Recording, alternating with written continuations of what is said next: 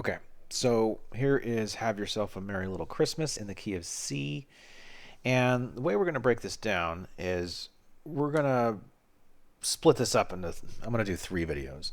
And roughly the 3 videos can be followed, every week.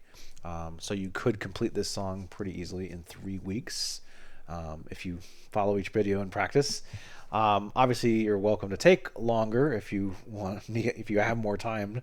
But just to give you sort of a structure with this, I'd say follow the 3 videos and try to do each one each week. So the way that's going to work is this week we're actually going to cover these first 2 lines on the page, and then the next 2 lines are going to be in the next video. I'm going to kind of cover that middle section.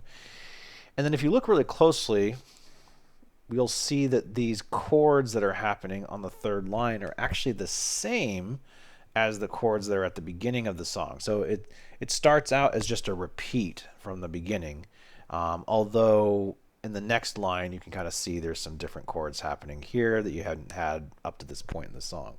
So we're going to do those last 3 lines in one video, partially because it is somewhat just a repeat, and then we're going to add some extra stuff in there. So that'll happen on the 3rd video. So today is the first video, first week, and we're going to cover these first 2 lines. And roughly what we have here is a 4-chord chord progression. So we've got this C, A minor 7, D minor 7, F over G, and G7, which I kind of think of these as a pair because they all are on one word, the word Christmas. Whereas the other chords are kind of like every 2 counts. So you've kind of got the C chord going 1, 2, and then the A minor 7 is 3, 4, and then the D minor 7 is another 1, 2, 1 and 2 and. That's the way you count those 8th notes.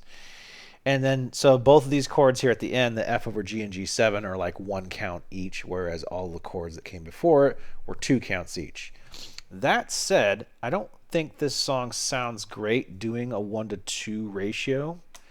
So if we were going, have yourself a merry little Christmas, it feels a little bit like it's moving too quickly that way. It's meant to be more of a slow, kind of thoughtful, sentimental song. So rather than playing a 1-to-2 ratio, I'm just going to say think of each chord as 2 counts, but just play it once. So it'll be more like this. Have yourself a merry little Christmas. Right? So those first 2 measures or 2 bars are 5 chords, but the last 2 chords are really like a pair. Right? We're going to think of those as a pair that we do together. And it's very straightforward. If you just look at the left hand first, we've got the C in the bass. I'm doing it 2 octaves below middle C. My hand is 5 fingers over 5 notes on C, and I'm going to play C. Move my thumb up to A. D is my 4th finger. And now here I'm going to play the bass note, G, and then G again. I add my chord to that, C, come down to A minor 7, back up to D minor 7, though you could go down. I like up.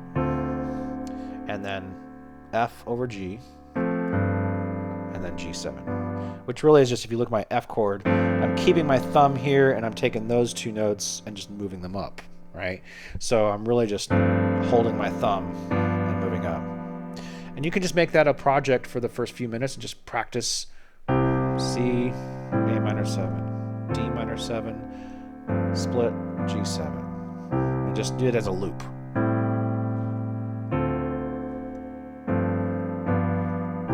So, and then essentially what happens on the second half of that line is we're going to repeat those 4 chords, only at the end of the line we don't have the 2 chords that we had earlier, and instead we just have the 1 G7 chord to replace those 2 chords, which makes it easier, right? So if we just zoom in on that, we're just repeating C, A minor 7, D minor 7, and this time we're just going straight to G7. Okay, so once you get those 4 chords 2 times in a row, you've essentially completed the first line. And then if we look at the second line, what we're really going to be doing is repeating again. So if you look at that C on the second line, it's the same as the first chord, The A minor 7 is the same as the second chord. See, we're just following the same 4-chord pattern. The G7 is just like the one that we did over here at the end. We're not going to do the split chord. But then after that, we've got something new. So these 4 chords here are like a little transition. And that's because we have this whole first ending happening with the repeat sign. And that basically is just going to send us right back to the beginning, right? So let's take a look at just those few chords. So you start with your C. I'm on the second line. C, A minor 7, again D minor 7, and then G7. But this time we're gonna just keep our left hand doesn't have to move much. We're just gonna go E, A7, D7, G7, right? So that's no problem. Right hand, these are all 7 chords. It's gonna be a triangle with the 7. And then triangle A chord with the 7. And you can go down, or you can go all the way up. It's a matter of preference as to which one of those you want to do. If you want to go up higher or down lower, either one's okay. So I'll just play that line now. From now on, actually it's from now on our troubles. So from now on our troubles will be out of sight. And again, I'm just playing each chord once. All right, so at that point we've gotten to the repeat.